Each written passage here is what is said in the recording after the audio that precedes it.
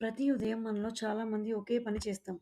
ఒక glass tea తాగడం. కానీ ఎప్పుడైనా గమనించారా? పాలు మరిగిన తర్వాత టీ పొడి వేయగానే కొన్ని సెకన్లలోనే పాలు ఒక్కసారిగా పైకి వచ్చేస్తాయి. ఇది కేవలం టీ తయారయ్యే ప్రక్రియ కాదు. దాని వెనుక చిన్న సైన్స్ ప్రయోగం జరుగుతుంది. ముందుగా పాలు వేడి చేసినప్పుడు ఏం జరుగుతుందో చూద్దాం.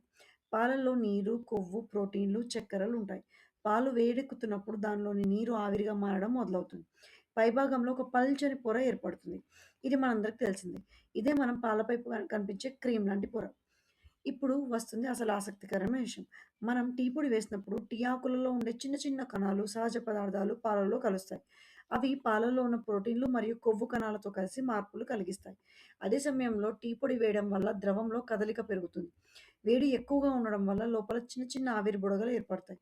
ఇప్పుడు ఆ బుడగలు పైకి రావడానికి ప్రయత్నిస్తాయి. వాటి పైకి వచ్చే కదలికల వల్ల పైన ఉన్న పాలపొర కూడా పైకి నెట్టబడుతుంది. అందుకే మనకు పాలు ఒక్కసారిగా పొంగుతున్నాయి అనిపిస్తుంది. ఇది పాలు ఎక్కువ అవ్వడం కాదు. లోపల జరుగుతున్న వేడి కదలిక, ఆవిరి ప్రభావం. ఇంకో ఆసక్తికరమైన విషయం తెలుసా? టీ పొడి వేయగానే టీ రంగు మారడం కూడా ఒక కెమిస్ట్రీ. టీ ఆకుల్లో ఉండే టానిన్స్ అనే పదార్థాలు పాలలోని ప్రోటీన్లతో కలిసి మనకు ఇష్టమైన టీ రుచి రంగుని ఇస్తాయి. మనం రోజువారీ జీవితంలో జరిగే ఎన్నో చిన్న విషయాల వెనుక ఇలాంటి అద్భుతమైన సైన్స్ దాగి ఉంటుంది. మనకది సాధారణంగా అనిపిస్తుంది. కానీ ప్రకృతి ప్రతి క్షణం ఒక చిన్న ప్రయోగం చేస్తూనే ఉంటుంది. కాబట్టి ఇకపై మీరు టీ తయారు చేసేటప్పుడు పాలు పైకొచ్చినప్పుడు అది కేవలం వంటగదిలో జరిగే విషయం కాదని గుర్తుంచుకోండి. అది వేడి, పదార్థాలు, కదలిక కలిసి చేసే ఒక చిన్న సైన్స్ మ్యాజిక్.